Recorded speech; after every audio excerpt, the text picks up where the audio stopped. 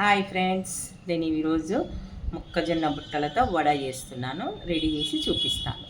అప్పుడు అల్లము, పచ్చిమిర్చి, జీలకర్ర,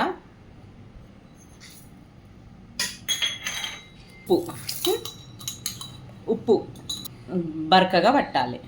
బరకగా మిక్సీ పట్టుకోవాలి. దాంట్లో కొద్దిగా అంతా బియ్యం పిండి,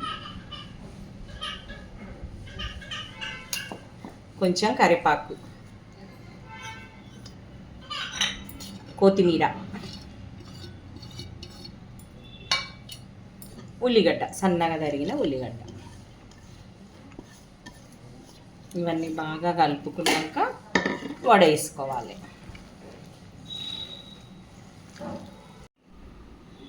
ఆయిల్ నూనె ప్యాకెట్ని కట్ చేసుకోవాలి. చిన్నగా చేసుకొని దీని మీద ఇట్లా ఒత్తుకోవాలి.